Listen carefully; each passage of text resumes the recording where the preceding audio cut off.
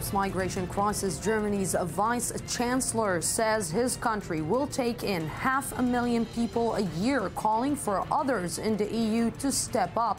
Meanwhile, on the Hungary-Serbia border, scuffles break out as crowds gather waiting to board buses to a transit camp.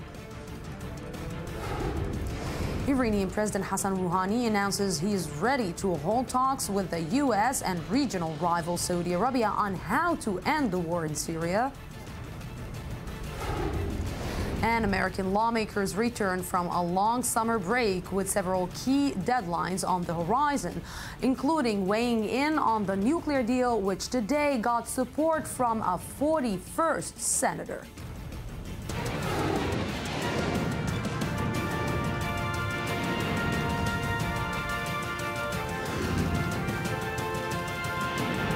The news today with Lucy Aharish. Welcome back to the news today. We begin with the migration crisis in Europe. Germany has announced it can cope with at least 500,000 asylum seekers a year for several years and is calling on others in the EU to take on their fair share, with over 800,000 asylum seekers expected in 2015 alone, 4 times the 2014 figure. The crisis is playing out at several points in Europe, and right now, live from Vienna with me is our correspondent Merav Savir. Merav, good evening. Thank you very much for joining me. How can you summarize the day for us in Vienna today? Well, Lucy, as you said, world leaders, especially European leaders, still fighting over and pointing fingers, saying you should take in more migrants. This is how many we're going to take over. But as they do so, they continue pouring over the border. As you mentioned, we are in Vienna, where migrants and refugees have been receiving a very warm welcome as soon as they get into this capital city. We are right now standing at this makeshift camp right underneath one of the platforms at the main train station. And it's absolutely amazing what's going on here. It started just 1 week ago, and it went from 10 volunteers to about 500. We wanted to show you what it looks like inside, but we were asked not to do so because many of the refugees and migrants who are here want to continue moving on, and they don't want authorities to see their faces to make them do a fingerprint. That way they will have to stay in Vienna. And joining me now is one of the coordinators of this great initiative, Ashley Wingler. Thank you for being with us. Thank you for having me. Ashley, what can you tell us about this project? We started on Tuesday, and it started with like a few people, and now it grew. It just grew. So many people come here to help, and the more refugees we get, the more people come, and it's amazing what people can do. And you've had a chance, a week being here, of hearing many, many stories. Is there any that stuck with you? There was one. We had a train leaving to Munich about 2 days ago, and there was a baby born.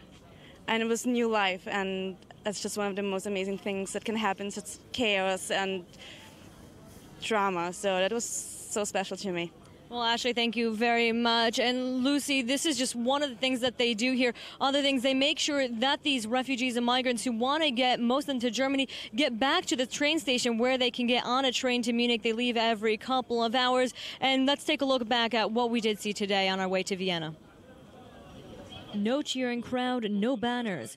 Just days after volunteers greeted incoming migrants with celebrations, on Tuesday, those who arrived just let out a sigh of relief. We ran away from Syria so our children will have good lives. We ran away from death so they will have a safe future. Kaira Al-Awad is now a refugee for a second time. Her parents left Jaffa in 1948, and in 2015, she left her home in Latakia and arrived in Vienna over a month ago. I came here so that my children can learn in the universities and they will have a place to work. We want to be able to give back to this country, like they have given us. Now she's at the train station waiting for other family members to arrive. more migrants continue arriving in Vienna, the places they go for help, aid, and even to sleep at night have become the train stations. Not only the one where they arrive, but this one, the main train station here in Vienna. When you walk on the platform, it seems quiet and somewhat deserted. And then you walk down a short stairwell and boom, there's an entire camp of migrants and refugees eating, sleeping in every corner. We wanted to show you what it looks like, but we're asked not to film faces because many of the migrants and refugees here are still undocumented. Some of them waiting to make their way to Germany or elsewhere around Europe. And because of that, they don't want authorities to see who is here receiving help. Volunteers at Westbahnhof are handing out food and water and making sure the migrants find the way to wherever they need to go. There are stands by the platforms raising money to help. We're kind of self-organizing the situation to help out the refugees, getting food, water, clothes. Now the temperatures are getting down like day by day, so it's really important for us that we have jackets, shoes, long trousers and all that stuff. But with the temperatures dropping and an unknown number of migrants still on their way, this isn't enough, and there needs to be a solution. Yes, that was Mirav Savir. Of course, she will continue updating us live from Vienna with the I-24 News team. We're still with the migration crisis. Along with the migration crisis in Europe have come accusations that the policies of Europe and the United States in the Middle East are partly to blame. Russian Foreign Minister Sergei Lavrov said that clearly today, pointing a finger at EU policy for unleashing conflicts. Shaiban Ari has more. A military decision of historic importance. British Prime Minister David Cameron told Parliament Monday that on August 21st, the UK had deliberately killed a British citizen by drone strike, Riyad Khan, a 21-year-old Islamic State terrorist. It was the first British airstrike in Syrian territory. Khan, born in Cardiff, Wales, was described growing up as a straight-A student. Interested in politics, in his youth he had been excited to meet Labour Party politician Ed Balls. He even said he hoped to become the UK's first Asian Prime Minister. But by November 2013, he had joined the Islamic State terrorist group in Syria, boasting on social media of, quote, executing prisoners. Well, you know your brothers are on there on the front lines, facing the bullets, the bombs, and everything the enemy of Allah has. While you're sitting in comfort, while you're sleeping, while you're going shopping, they're giving the blood. Cameron said Khan was involved in planning terror attacks in the UK and recruiting IS members. This person, these people, were in a part of Syria with no government, no one to work with, no other way of addressing this threat. So the choice we were left with was think this is too difficult, throw up our arms and walk away, and then wait for the chaos and terrorism to hit Britain, or take the action in the national interest and neutralise this threat. And I'm sure that was the right thing to do. 2 other IS militants were also killed in the strike, which targeted a car traveling near the de facto IS capital of Raqqa. One of these was also a British citizen, 26-year-old Ruhul Amin, who was raised in Aberdeen, Scotland. He was described as a fan of soccer and nightclubs. Living in the West, I know how you feel. When I used to live there in the heart, you feel depressed. Prophet ﷺ said, the cure for the depression is jihad fi sabilillah. As the UK steps up its efforts against IS in Syria, even as it agrees to accept thousands of Syrian migrants into its territory, the Russian foreign minister gave his perspective on the state of affairs. Those countries that bear responsibility for unleashing the conflict should take on great responsibility as well for providing humanitarian help to the victims of those conflicts. Meanwhile, the Austrian president and his ministers were in Tehran Tuesday. There, the 29-year-old Austrian foreign minister, Sebastian Kurz, stated a position rarely heard in Western capitals, calling for a pragmatic common approach, including the involvement of the Assad regime in the fight against Islamic State terror. Kurz said this will not be possible without powers such as Russia and Iran. With thousands of migrants crossing into Austria since the weekend, some see this approach as one aimed at reaching a compromise that could perhaps solve the crisis at its source. Yes, right now here with me in the studio is military correspondent Shaiban Ari. Good evening. Good evening. And Dr. Eldar Pardo, Iran expert, Hebrew University. Good evening. Thank you very much for coming. We will speak about the Iranian part just in a short while, but we started talking about the specific issue yesterday. It seems that, like we said yesterday, Europe is waking up a little bit too late, and this is perceived as what? An act of a positive act coming from you or from Britain, a negative act. This is the way to actually start fighting IS. It's interesting to note that there wasn't a lot of negative backlash from the UK political scene in regards to this case, which is very, it's very exceptional. We're talking about the deliberate killing of a UK citizen by a British drone strike. Cameron, the Prime Minister, maintains this killing was entirely lawful according to international law. Basically, he says the Attorney General was consulted, and basically the UK was executing its own right to self-defense. It's interesting on several levels. For example, Parliament actually blocked UK airstrikes against regime targets in Syria back in 2013, and Cameron maintains this is not part of the air campaign against IS. This is an exceptional case, a one-time case, though he does not rule out perhaps repeating this kind of action in the future. There are no airstrikes against IS. You know, regularly. It's amazing because they started dealing with the homegrown terror when the homegrown terror decided to just leave and starting terrorizing other places. Right. Basically, this has been a very big issue in the UK, radicalization of its own Muslim youth. This is a problem because these people, or you could say it's become someone else's problem. A lot of these people throughout Europe have left and joined the Islamic State in Syria, or al-Nusra also, or in Iraq. Russia, jihadists are leaving, and the Russians are even encouraging it openly there. In the UK, it's not really the case. They're taking away the passports of people who want to go, and they're keeping them at home. You could make the suggestion it's possibly better for the UK to export these people. Yeah, let's join to this conversation our London correspondent, Jonathan Sachedoti. Good evening. Thank you very much for joining me. Good evening. So, you know, Jonathan, we are always talking about the fact that if you want to change something, you need to start with education. Maybe the weak point that we've been talking a lot about is the way that Europe handled all the minority crisis that it had in her own home, in her own ground, in her own basis. So, target killings right now, is this the way? Because, okay, you killed one leader, you killed one terrorist. This is not going to kill the terror that you're actually educating in one way or another in your own house.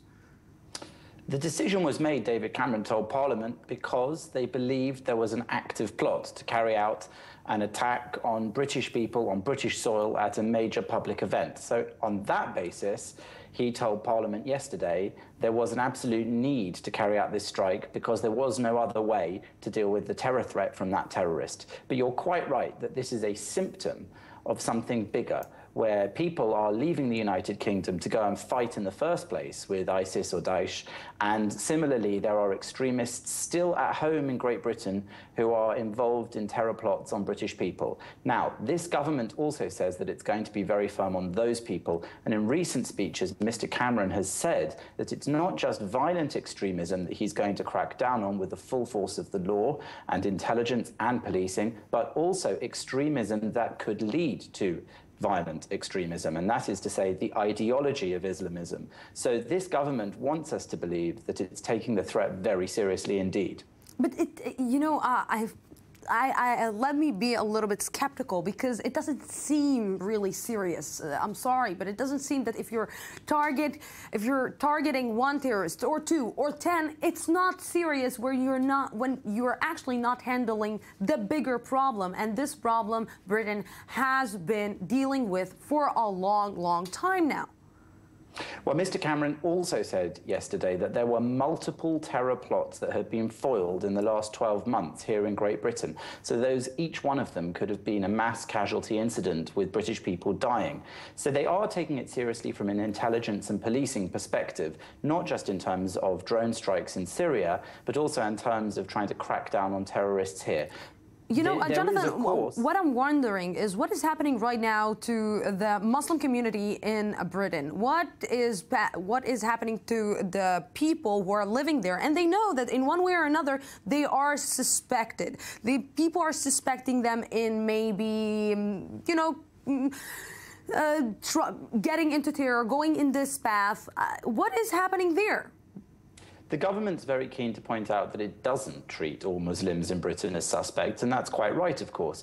But it's also keen that those who are in positions of authority in mosques or Muslim schools who might see certain people becoming what they call radicalized, people who are going towards the path of extremism and seem to be adopting extremist ideology, which might then lead them, say, to leave the country and try to get to Syria, to try to join extremists and terrorists abroad, or even to carry out attacks here.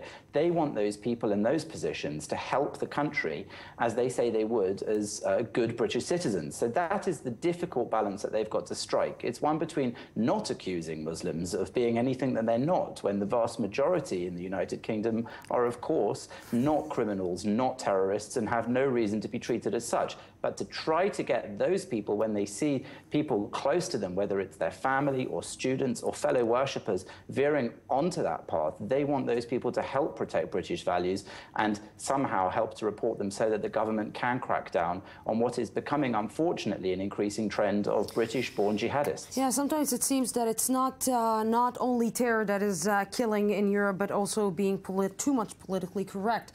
Jonathan Sashadoti, thank you very, very much for this. Let's look also at Iran. Iranian President, you're still with us, Shaiban Ari. Iranian President Hassan Rouhani said today his country is ready to hold talks with the United States and its regional rival Saudi Arabia on ways to end the Syrian war. Iran is a primary backer of Syrian President Bashar al-Assad and has accused Sunni Saudi Arabia and the U.S. of siding with the rebels and militants fighting to topple the regime. Let's try to understand this, because now Iran and Russia are going actually to save the world from the migrant crisis and end the war in Syria.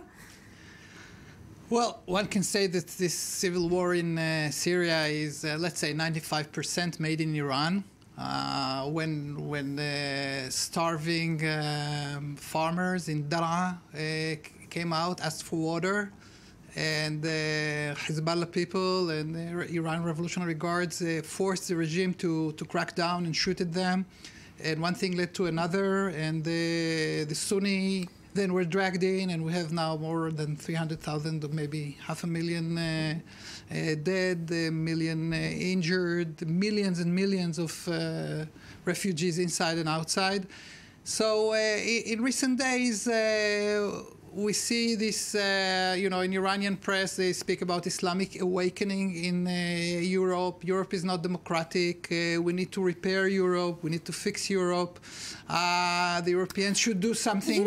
Maybe they do need to fix Europe. Maybe because when Europe thought that Bashar al-Assad is not good for the Syrians, maybe the thinking of toppling dictatorship in the Middle East, toppling Bashar al-Assad, is not working in Syria. Maybe the old history, the old leaders in the Arab world are better for the Arab society than anyone else. Well, it's than the democratic Western world. Well, the truth is in the middle. We saw in Iran in 2009 millions going out asking for democracy. We saw in 2011 millions across the Arab world asking for democracy. They didn't attack the United States. They didn't ask for Islamists. They didn't attack Zionism.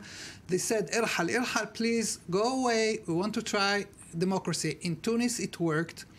In Yemen, it worked until the Iranians interfered. In Iraq, in 2011, when the Americans left, Iraq was functioning, exporting 2-3 million barrels a day.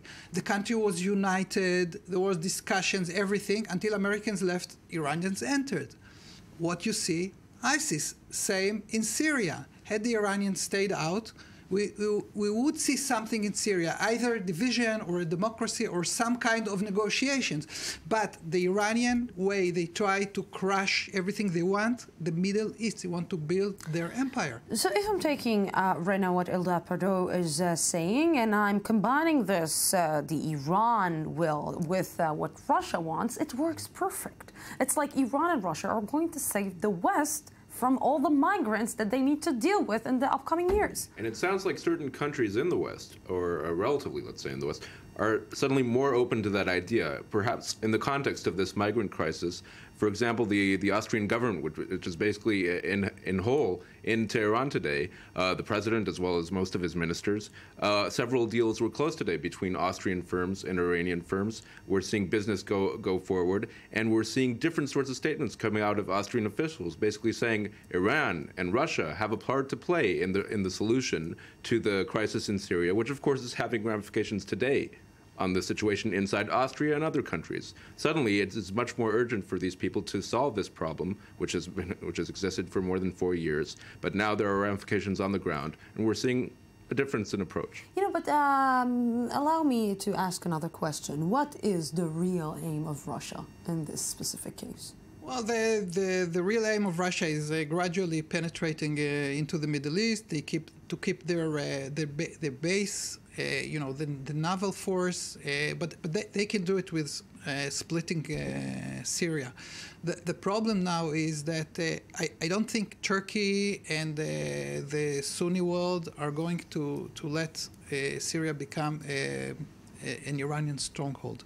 And I don't see how the Iranians can change the situation. They can prolong the war, but how are they going to rebuild Syria? All this traumatized nation for the Russians. It's fine. It's another point of leverage in the larger deal. They have Ukraine. It's a superpower, so that's fine. It's helping the business.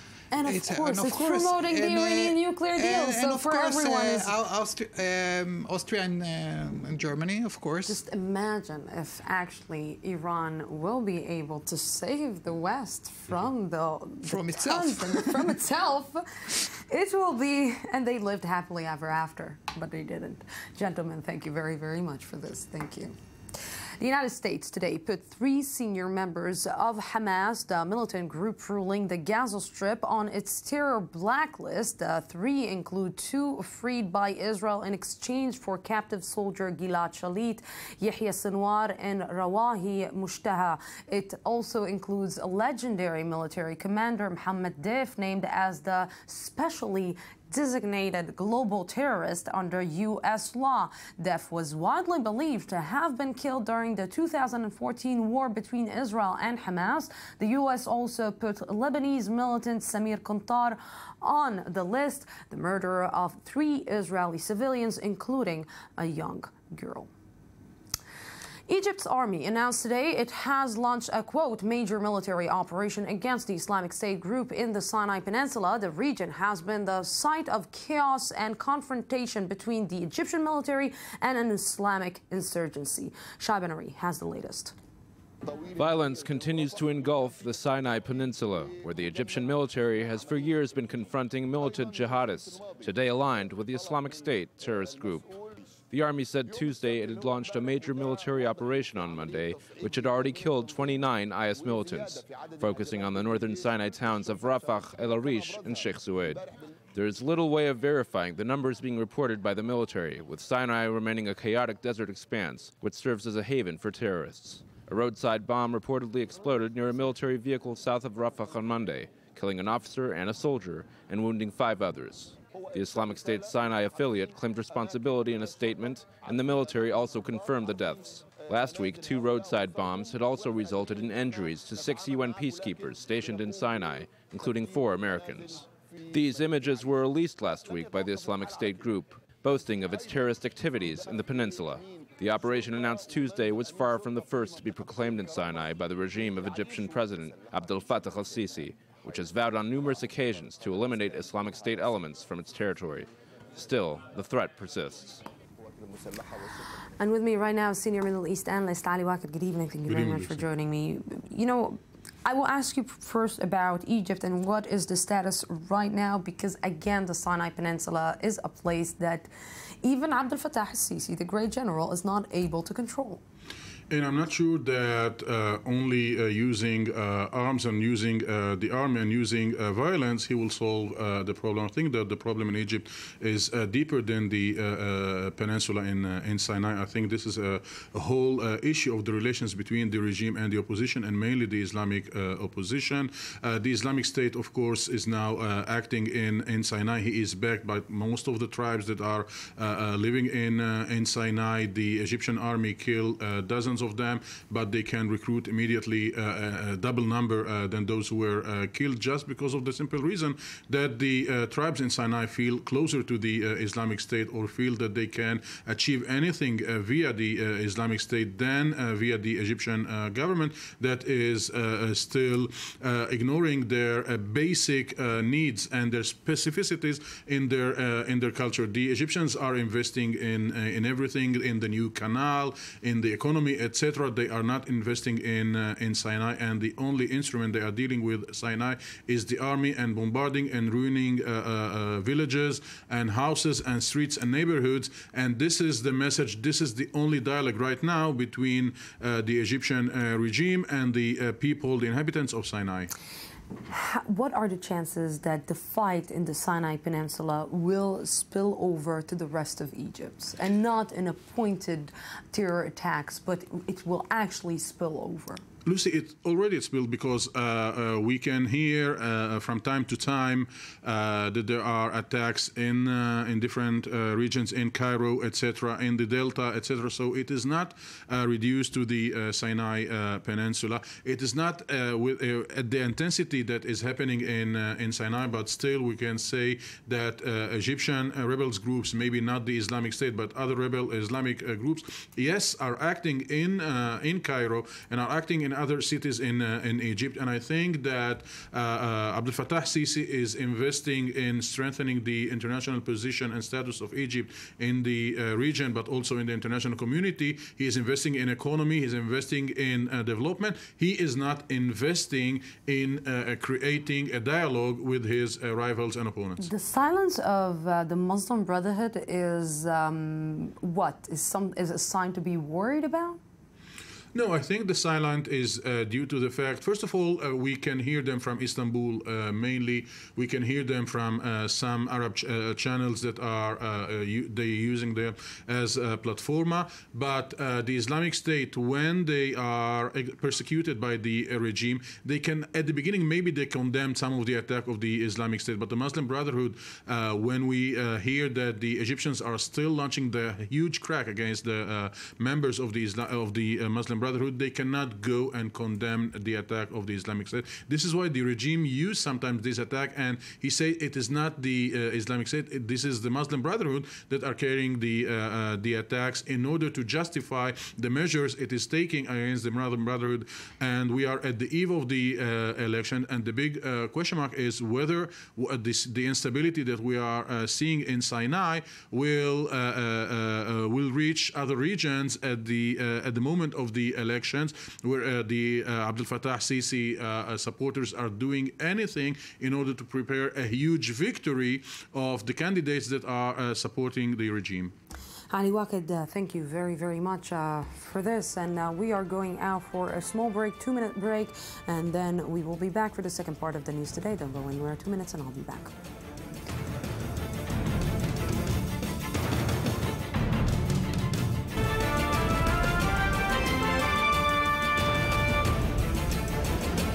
Europe's migration crisis. Germany's vice chancellor says his country will take in 500,000 people a year, calling for others in the EU to step up.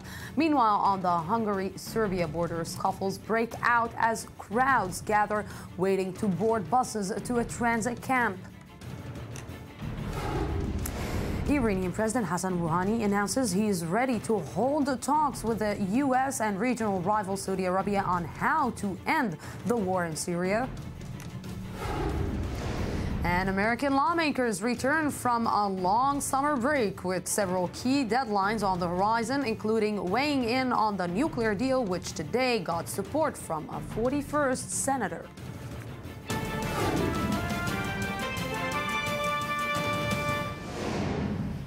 Welcome back to the news today. U.S. lawmakers return today from summer vacation with several deadlines on the horizon, including averting a government shutdown and quelling a conservative rebellion that has sprung up over planned partnerhood. Also on the agenda is, of course, the Iran deal, which today gained the support of the 41st Senator. Charles Biblizer has more. The Iran nuclear agreement takes center stage again Tuesday as the U.S. Congress returns from a month-long recess. A vigorous and largely partisan debate is expected on potential legislation disapproving of the accord. If enacted, such a resolution would eliminate President Barack Obama's power to waive U.S. sanctions on Tehran, effectively killing the deal. It's about right versus wrong. And we're going to do everything we can to get to the details. If, in fact, it's as bad a deal as I think it is at this moment, we'll do everything we can to stop it. A bill is widely expected to be tabled and passed as early as this week in the U.S. House of Representatives, where Republicans hold a large enough majority to get a measure through. In the Senate, more drama is expected. Democrats are threatening a filibuster, which would prevent a vote from taking place altogether. 41 senators would have to be on side, the exact number that have already come out in support of the deal. Today I'm gratified to say to my fellow Americans, our negotiating partners and our allies all around the world, this agreement will stand. Despite the anticipated political theater, the overall outcome of the process is virtually assured. Obama has promised to strike down any legislation that negates the nuclear agreement, and the White House has rallied enough Democratic troops to sustain an Obama veto. I am confident that this deal will meet the national security interests of the United States and our allies. So I will veto any legislation that prevents the successful implementation of this deal. The end result could be that a contentious deal, which most analysts agree will have major geopolitical ramifications, clears Congress without majority support in either chamber. Obama would emerge victorious, albeit with his signature foreign policy achievement somewhat tainted. Perhaps this is fitting, though, given that many Democrats who support the deal readily admit it is no perfect triumph. And with me right now is Dani Ayalon, former Israeli Deputy Foreign Minister and former Ambassador to the United States. Good evening. Thank you very much for coming. So Barack Obama basically opened the champagne? Oh, I think the writing was on the wall, Lucy, and I think we discussed it many weeks ago that Bibi is making a mistake by really going head-on against the sitting president. In some scenarios, he may not even, Obama may not even have to use or exercise his veto power, because if he will get 40 members or 41 members, they can filibuster and they can really just prevent any vote anyway. So it's a big victory, political victory. Maybe I disagree with a lot of things that the Prime Minister is doing, but I really do believe that the Prime Minister is a very clever man. He is a very intelligent man. Did he really think that he has a chance in this specific issue? That's a good question, because when we discussed it with him here, you know, a few months ago, he said, no, there is a chance, there is a chance, there is a chance. And now, when Obama got his 34th senator that can really block or can not block a veto, he said, yes, we knew it, but we had to stand on the principle. He is a very intelligent man, and I cannot really explain why he did it, unless some say that it was good politically for him here. Because then he positions himself as the one guy who fights the entire world, including the big U.S. and the president. So what are you saying? He's trying to be re-elected yet to another term to be the Prime Minister of Israel? I have no doubt that he would like to be elected and would run for another term. So, okay, let's say, okay, that he was acting on inner politic issues. But, you know, I'm trying to calculate what will happen in the future with the United States. You know, for now, it seems that Barack Obama is angry. He sent a message that he's angry. And I see, you know, if I'm trying to imagine, I see the big dinosaur is just about to open his mouth and just really, really slam back, because in one way or another, Israel will pay for that. Well, this is a good point, except here I maintain that, you know, the U.S.-Israel relationship is a natural alliance, you know, based on values, but also interests. It is the interest of the United States, regardless of who sits or who occupies the White House at any given time or the Prime Minister's office in any given time, because it's not just personal. It's nation to nation, and many, many things are at stake here. And it is within the U.S. interest to keep Israel's qualitative edge, keep stability. And so I think that he's very genuine about it, Obama, about the compensation package, which would upgrade Israel's defense, Israel's deterrence capabilities. But I think this is not enough. They also have to have a roadmap of how we go ahead, certainly in the last 14 months or 15 months, year and a half almost, that Obama has remaining time, how to work vis-a-vis Iran, because Iran, no doubt, will try to breach the agreement. You know, confronting right now was shut down. Really, Iran is something that the United States wants to deal with? Well, that's the big thing, that also we have some, I would say, some arguments, not just us, the Saudis, the Gulf countries, Egypt, Jordan, you know, all the moderate Sunni countries are also with us. They don't want to help the Iranian hand get the upper hand, but they are doing it in a smarter way. You see, King Salman of Saudi Arabia, he is against the deal, rightly so, as Israel is against the deal, but you didn't hear from him. He didn't go public. He went behind the doors. He sat with Obama one-on-one. He got his compensation. He came out and he says, "It's no we can problem. live with it. I will live with it." Exactly. Yeah, something that it seems that Benjamin Netanyahu is not able to do. Daniel, thank you very, very much for this. Thank you.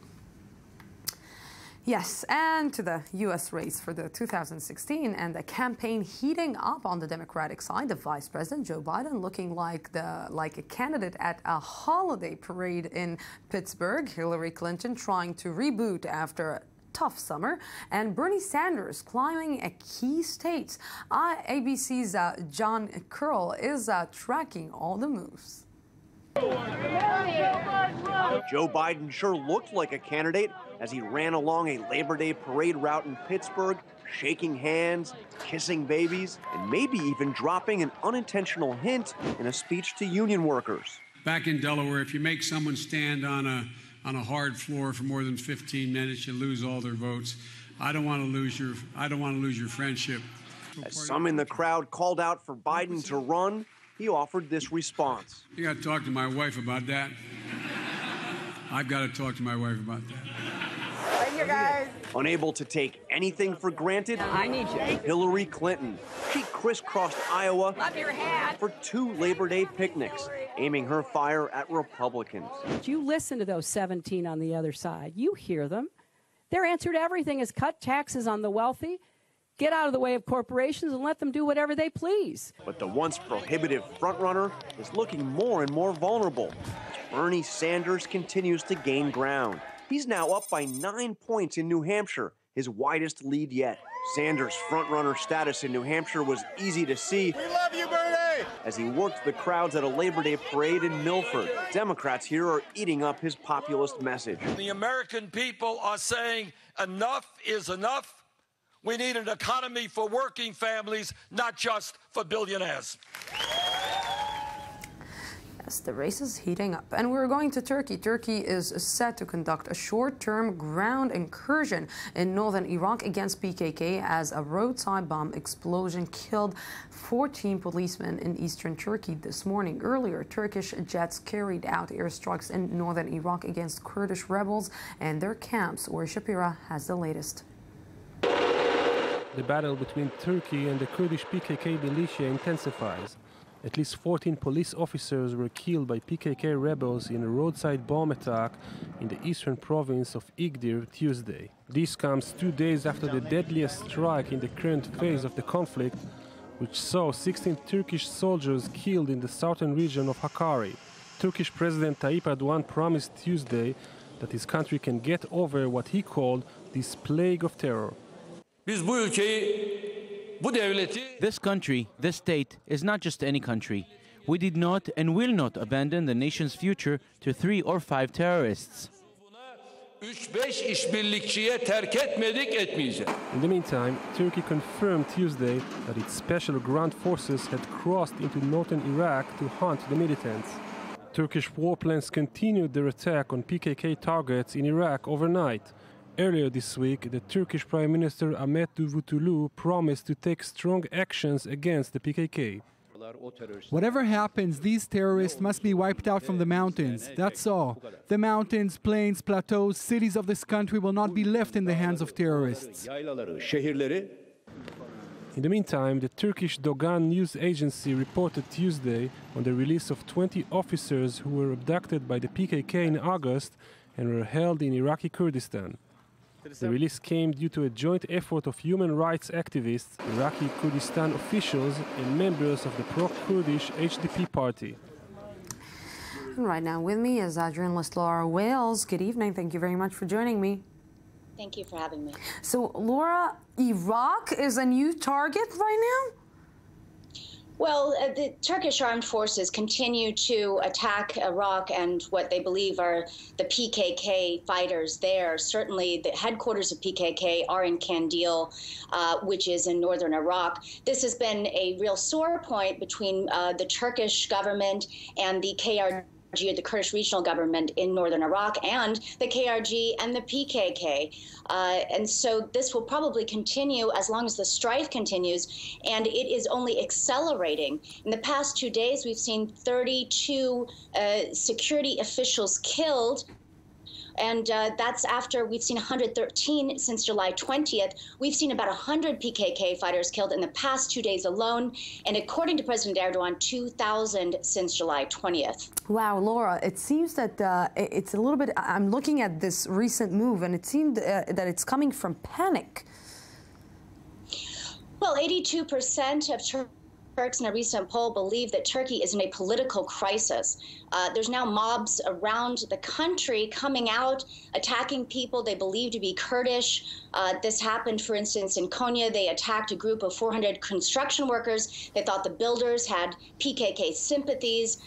There was a group then further south that were attacking people on highways that they believed were going to majority Kurdish areas.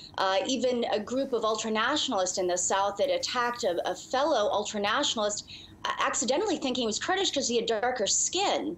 They didn't realize that until after they'd beaten him up. And we're seeing even peace groups in that area where the initial attack was on the security officials on Monday in Dalaja. And people are, waving Turkish flags, but also shouting Allahu Akbar. So it's certainly the disarray and chaos in Turkey is growing day by day, and now every single major party, the de facto ruling party, AK Party, CHP, and the ultranationalist MHP, they are all warning against provocations that could lead to further deterioration of the situation. From this side of the map, maybe Turkey was underestimating the PKK, seeing the PKK so organized in their attacks against Turkey. But yeah, we will wait and see what will happen. Laura Wales, thank you very, very much for this. Thank you. Thank you. And right now with me here in the studio is financial analyst Lionel Friedfeld. Good evening. Good evening, Lucy. And you're here to talk about China and Uber. Exactly, because Uber has some work to do, and because a Chinese company decided to enter, the transport ad market. The name of the company is called Didi IDQ, and they just raised $3 billion from Alibaba and from Tencent, which is the largest, Chinese internet company. And they're going to develop exactly and and being a competitor to Uber. How it's going to change the balance right now? The balance is going to change. Uber recently also got a company called Baidu, which is a search engine of China like Google, that also invested into the US company. So now the two companies are focused on the Chinese market. Why? Because it's the single largest market in transportation. It is China. So now, obviously, Uber already created a subsidiary in China, and they're trying to take market share, to give people like almost a $0, like fares. But the Chinese company is a Chinese company. So in a Chinese market, I bet on a Chinese company will beat Uber. Interesting enough, let's have a look at this name, this Chinese company, Didi IDQ, because it might come to Israel very soon. Oh, so we need to check this. And you want to talk a little bit about Apple, because we've been talking a lot about it was rough. I don't know what is rough year for Apple, really. But because it's billions of dollars. But tomorrow they're going to release two new iPhone 6 and 6S, a new version.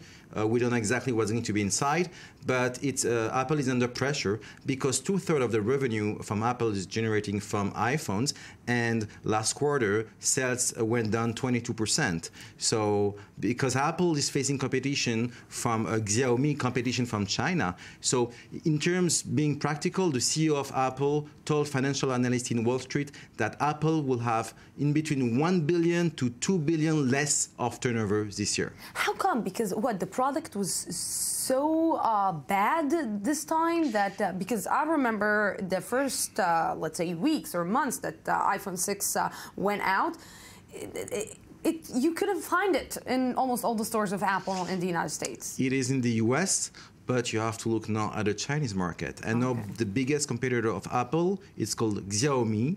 We never had a cell phone ourselves here, but people are buying that because it is, 1/3 of the price of Apple with the same features. So this is basically why Apple has to find a new cash cow.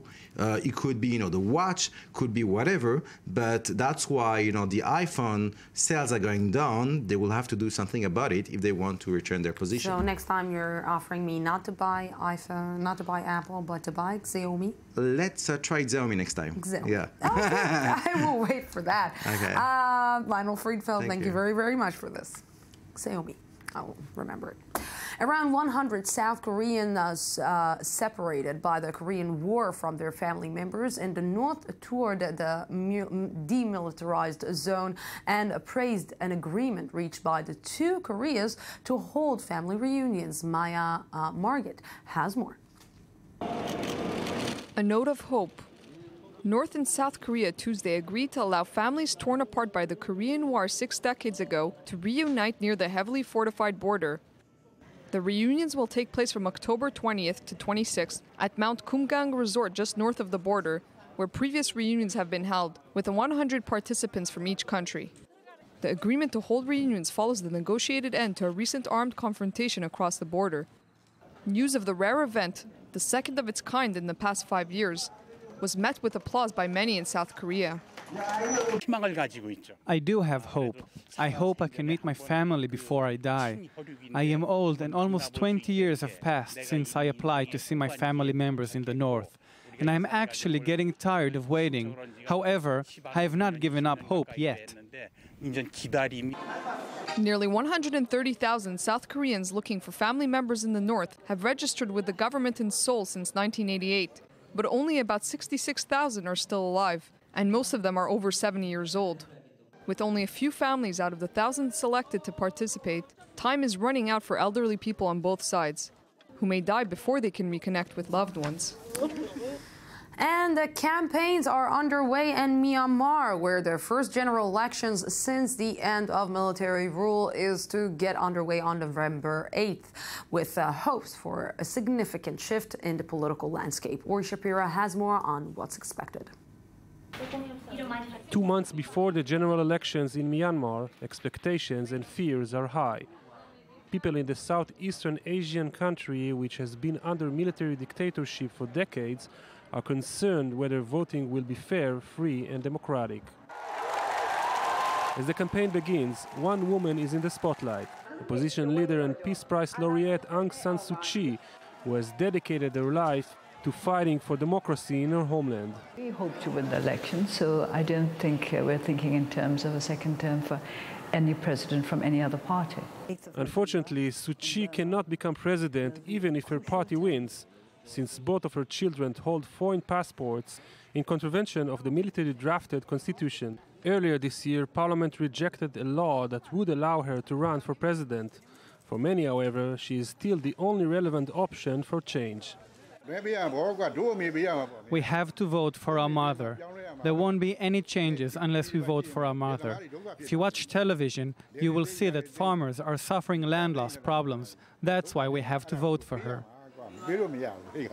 Without its key player, and with many concerned about fraud and unfair elections, the country formerly known as Burma is still waiting for this significant moment, whose results may determine in which direction this country is heading. In the capital of southwest China's Tibet Autonomous Region, Lhasa, today, a grand ceremony marking the 50th anniversary of the region's founding. China's top political advisor, Yu Zhangsheng, delivered a keynote speech stressing that the Communist Party of China is the only way for Tibet to realize real autonomy. Charles Biblizer has the story. Thousands descended on Lhasa Tuesday to mark the 50th anniversary of the founding of the Tibet Autonomous Region. Pro-China floats and symbols littered the procession, glorifying the achievements of the Communist Party. Beyond the joyful crowd, the event made plain ongoing political tensions with Beijing. The festivities themselves were presided over by the fourth highest-ranking member of China's government, Yu Zhangsheng, who asserted, seemingly paradoxically, that supporting Beijing is the only way for Tibet to realize true independence. Yu also criticized the Dalai Lama. People of all ethnicities are steadfastly engaged in a struggle against separatism, continuously thwarting the Dalai clique and foreign hostile forces' sabotage activities. Tibet's spiritual leader, who lives in exile in India, remained mum on Tuesday's proceedings. But the London-based rights group Free Tibet slammed the spectacle, saying Tibetans continue to suffer from censorship, restrictions on movement, and the repression of all forms of dissent. China incorporated Tibet in 1950, prior to granting the remote region limited self-rule 15 years later. Relations have been strained ever since, with periodic outbreaks of violence. In 2008, Chinese forces cracked down on a popular uprising, with dozens reportedly killed in clashes. Earlier this year, Beijing published a white paper discounting the possibility of renewing talks with the Dalai Lama. Very important part. Let's tell you a little bit about the weather, the really bad weather we experienced here in the Middle East. A sandstorm engulfed parts of the Middle East today, leaving at least 2 people dead in Lebanon and hundreds suffering from breathing problems. Thick clouds of dust covered regions in Egypt and Israel and even interfered with military operations against the Islamic State in Syria. Authorities in hardest hit Lebanon said those worst affected were refugees living in camps. The harsh weather is expected to continue into Wednesday. Fun. Sports correspondent Jonathan Regev is here. Fun. Fun. Were you able to breathe today? Because no. No, it was like, and it was dirty, it was hot, it was terrible. It was yuck. Yes, yuck. Yeah, pretty much. And after we yucked the weather, let's talk about Andy Murray. Yeah, a bit yuck for Andy Murray. I said here 2 weeks ago saying he is one of the big favorites to win the US Open. I remember. That shows how much I know. Because Andy Murray is out as early as the 4th round. It can happen. He came in a very good shape into the US Open, but he lost in 4 sets to South Africa's Kevin Anderson as early as the round of 16, the 4th round. What can he do? I mean, Kevin Anderson is a good player, of course, but you expect Andy Murray to go further than that. Now that Nadal is already out, he lost previously, so Murray was seen as one of the favorites along with Djokovic and Federer, but he's not going to take it anymore. Too bad that we didn't bet on it. Yes. Me and you. Yeah, you should have. You see, next time I say someone's favorite, bet against it and see what happens. I will. Believe me, I'm writing it right now. Euro 2016, yes, England. Final night of games tonight in this match day.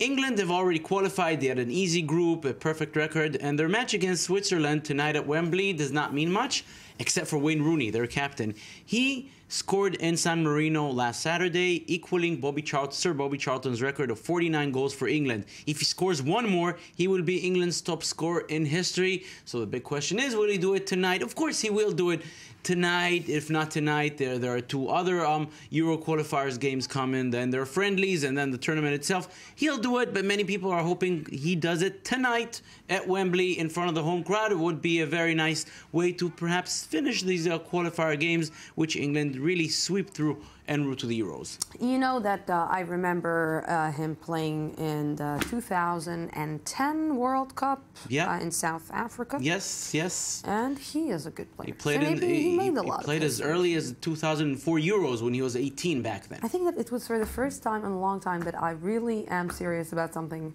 concerning sports. Yeah, Wayne Rooney, I mean, he's very interesting to watch. And of course, you're a big fan. And Will, bicycle, something. Yes, bicycle, but we tend to think of bicycle by two wheels. But in New York, there's an annual event of unicycles, uni as one wheel. It's an annual event held for the 5th time, and the unicyclists, I think that's what they're called, they ride like this all the way from Manhattan to Coney Island. What? Yes, like this. I don't know how to ride a bicycle. I never tried. I mean, so like the bike, I don't know how to ride. Do you want me to ride a one cycle? So you want to bet against me in sports, but you don't know how to ride bicycles. Nice. I do. I do. Okay, no, I'm just mentioning.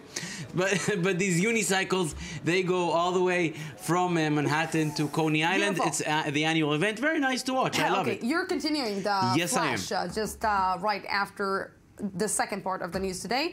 We're replacing places. We will tell you goodbye with images from Vienna right now, live coming from the train station. Just stay with Jonathan for an update from our news desk, and then we will be back for the third part of the news today. Don't go anywhere. An update with Jonathan, and then we will be back.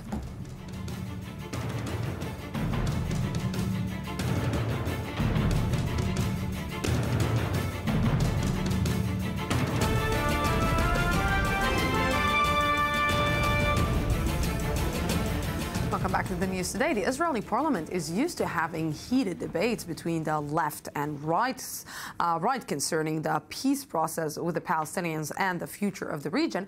But yesterday, the parliament saw a more unusual scene. Our member of parliament, Jamal Zahalka, exploded with rage over the podium, blaming the left Labour Party of historical racism against the Arabs, while siding with the right wing and saying that they are at least honest in their attitudes towards the Arab sector. Before we begin, let's see the clip. Racist, racist of silence, racist of lies, racist of ignorance. There is such racism, and I will teach you about it. Since you came into parliament, you have never spoken to me. You never even said hello to me. I'm always trying to say hello to you, and you never answered. The Labour Party is the mother and father of racism. You invented the racism. The Likud Party built settlements close to the Arab villages. You build your kibbutzim and your socialism on the ruins of our land. Whoa.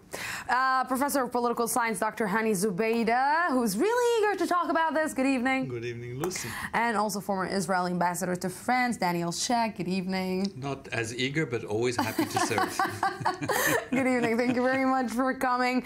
You know what? I'm not starting with you because I know you really want to talk. But I'm not starting with you. I'm happy. Maybe the left is a little bit patronizing in Israel. Maybe the left thought because we're so humane, because we want the peace process, because we really, really look at human rights as our first goal, they're a little bit patronizing, and they forgot that maybe they're also racist. You know, I find it difficult to make such a clear differentiating line between left and right on this. Unfortunately, nothing in the ideology that these or those people on the political spectrum have inoculates them against racism towards Arabs. And it's certainly true. I mean, MK Zachalka is right that the Israeli Socialist Party, or the Mapai of the time, and the Labour Party today bears a serious responsibility for the way Arab Israelis were and still are treated. But that doesn't mean that the Israeli right can suddenly come out with flying colors as the defenders of the rights of the Arabs. Let us not forget that these may be patronizing, the others are simply violent, outspoken, screaming. So, you know, we each find, they each find their way to express this kind of injustice, and I have spent too many discussions with right-wing Sephardi Israelis or non-Israelis, Jews, who have profoundly and disgustingly racist opinions about Arabs. Dr. Hani Zubaydah, you know, after the elections, we spoke a lot about maybe the loss of the left in Israel, and maybe that the left in Israel lost the elections exactly because of that, exactly because it patronized, exactly because it didn't see the minority, it didn't actually work with the minority, it talked about it, it said that it has rights, but it didn't actually see it. And when I'm talking minority, I'm talking also about Sephardi in Israel, and I'm talking about Mizrahi Jews, and I'm talking about Ethiopians, and I'm talking about Arabs. I'm talking all the leftovers, let's say, of the Israeli society. Well, we have to differentiate between the three groups. The Arabs are about 22, 23%. The Ethiopians are minuscule, and they're hardly 200,000. And the Mizrahim are the majority of the Israeli society. This is the group that decides who's going to win the elections. Now let's differentiate. While just explain to the viewers, Mizrahim is are the Middle Eastern Jews. Islamic Jews, Jews that came from Islamic countries. Now let's differentiate. While the right bears their own opinions and they're outspoken, bluntly, sometimes we spoke about the prime minister notion of the Arabs are driving in numbers to the polls. We spoke about that. Yeah. The left still bears the pretense of being humane, of being socialist, of being pro-new distribution of resources in Israel. However, if you look at their practices, and that's the whole different issue, their practices are completely different. They are as racist as the right. They practice complete denial from all the minorities in Israel. And even as we spoke, and as Zahalka spoke, one of the Israeli Labour Party members, MK Eitan Broshi, who used to be the head of the Kibbutzi movement, said that Professor Yossi Yona, who is a parliament member from the Labour Party, does not fit the DNA of the Labour Party.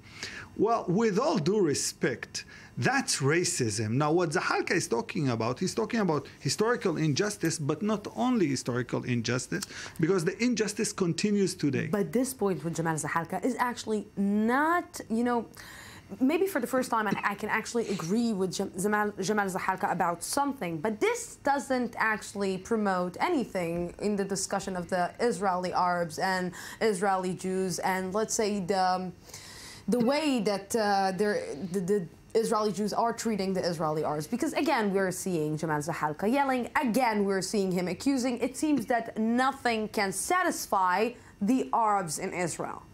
This is what is coming out of this. Honestly, Lucy, I don't think that the situation of the Arabs in Israel would justify such a statement from you. I think there is so much to be done for them to gain, to come even close to equal rights to Jewish Israelis.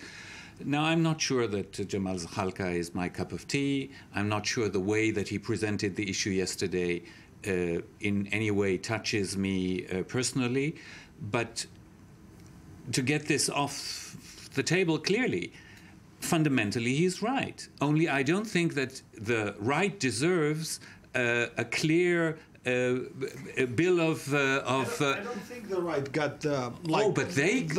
But they took it that way. Yeah, they were applauding him. Well, they were applauding him. They were sitting on the sideline enjoying the show. These racists who are screaming against Arabs, who have the most racist expressions, who are violent, who have in their ranks people who have attacked violently Arab villages, who throw firebombs. They were applauding him because he was attacking the left. That's my problem. He was playing into their own hands of the a lot of racist people who are sitting in the Israeli parliament. He was playing into their. Okay, he was putting a picture out. He was saying, okay, you know what? You're not better than them. You are the same, maybe even worse.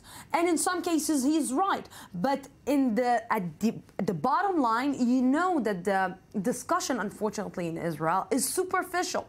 Nobody's actually saying, okay, yes, he's got a point. No. People are right now watching him and telling, you see, even the Arabs don't like the left. So why should we like them? Why should we vote for them? What he said yesterday was not that. He said yesterday that while the pretense of the left is there, somebody should clean that out. The right, no excuses. Guys, I'm not here to justify the right, you know me. But there's something important in what he said. And let me, again, beg to differ. While he said that, he also spoke about the rich Ashkenazi Jews who control the country's resources and are not willing to redistribute the resources, which we also saw yesterday from the mayor of Tel Aviv, and against the demand of other mayors to redistribute the wealth among municipalities. He said, no, I don't like this. Well, the mayor of Tel Aviv, as we know, is racist. He's trying to clean Jaffa from the Arabs. He's trying to clean South Tel Aviv from the poor people. Most of them are Mizrahi descendant. And he's trying to create a white, rich city. Now, this mayor is being considered to be the candidate for the #1 position in the Labour Party. This is important to say. Now, while we say that, we do not need to clear the right. However, if we want to decide to call the left a left, the left should behave not only in pretense but also in actions, not just de jure but also de facto. Okay, maybe we should say one sentence. Yeah, one sentence.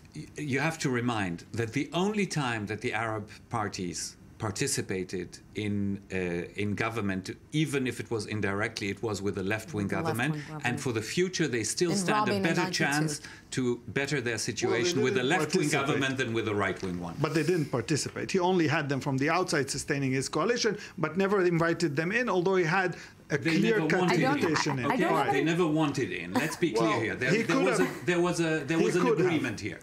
Gentlemen, and I thought that it's going to be a quiet discussion, but it's Thank you very much for this. Thank you. And now to bookmarks. Do you believe in life after religion? British author Cowries Bray tries to answer this question in her second novel. Ayman Siksik met her on her visit in Israel and found out that it's possible to still believe in miracles even after you stop believing in a religion. Here's more.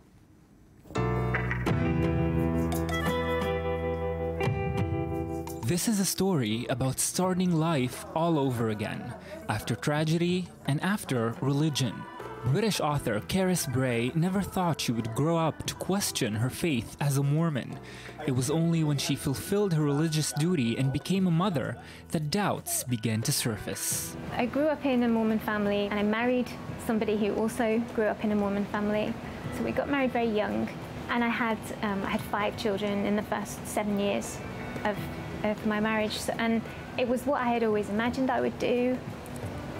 I found that it was much harder than I thought. Being a young mother to several children raised pressing questions about the function of religion within a family. I just thought that they would adopt the customs and the practice of the religion themselves, that it would happen by osmosis. And I realized that I was actually going to have to make them do certain things, and I couldn't do it. A Song for Izzy Bradley, Bray's second novel, introduces an even bigger challenge for the fictional Bradley family, the loss of a child and the loss of faith as a consequence. I wanted to put the characters in a situation where their faith would be tested. I wanted to look at the ways that religion can be helpful in a situation like that, and the ways in which it might not be helpful as well. So the comforts and the confinements of religion. Losing a child is a tragedy Bray herself is personally familiar with. My second child died, and she died when she was a baby. It was a long time ago. She would be 16 now. But in the years that followed, I wondered what it would be like to lose an older child, and I thought, gosh, it would be worse, I'm sure. So, can religion still be a comfort in face of such a tragedy? The answer, much like faith itself, is complicated. I personally don't find it comforting anymore, but I think it can be tremendously comforting. I did want to try and get that across as well, to show like the food arriving at the doorstep, and I think maybe that doesn't strike Israeli readers as anything unusual. Since I've been here, everyone's bringing food. But despite the communal support, Bray points out that the decision to leave religious practices behind can be difficult for the entire family. It's hard, even in your 30s, which I was when I left. You don't want to disappoint your parents, and it's the thing that will disappoint them most in the world. So there's a feeling of, oh, can I do this? Can I? I did.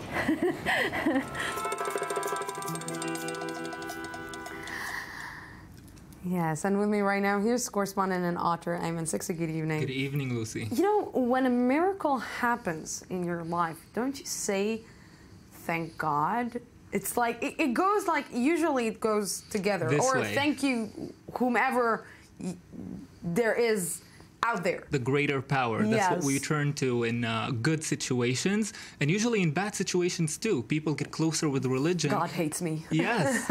Sometimes people get closer with religion after a crisis, but it's so interesting to see that with Karis Bray's case, the opposite happened.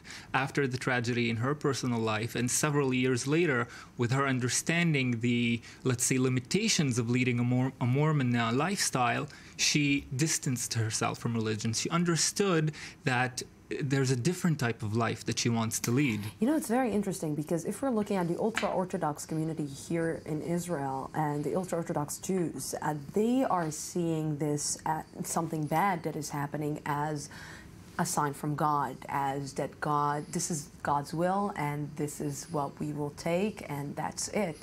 And it even makes them believe more. That's right. And I think the really interesting point about this is how religions bring communities together. And she was talking about this as well, that the communal comfort in religion is such a big element. And that also helps with the situation that you just described. But I think what's the main question that is raised from her beautifully written novel, A Song for Izzy Bradley, is, can you reconcile faith with individuality? With being the one person who you are, your character, your sexuality, all the things that make you who you are. Can you reconcile faith with that? And it's a very difficult question. And she paid a heavy price for leaving Mormonism. And I think it's inspiring to talk to her and see that you can pay the heavy price to be who you are, especially if you believe in yourself. If that's your main faith, not God, but who you are, there's nothing better to pay a price for. Wow. I totally agree with you. I totally agree with you, and we really understand her. That's right. I mean, I identified with her so much in this. I think several of our viewers will too. Definitely. Ayman Siksa, thank you very much for this. And thank you, our viewers, for being with us tonight. Believe in yourself. Believe in who you are. Just believe in that, and miracles will happen, and you will make your dreams come true. Good night from the Jaffa Port. Have a great night.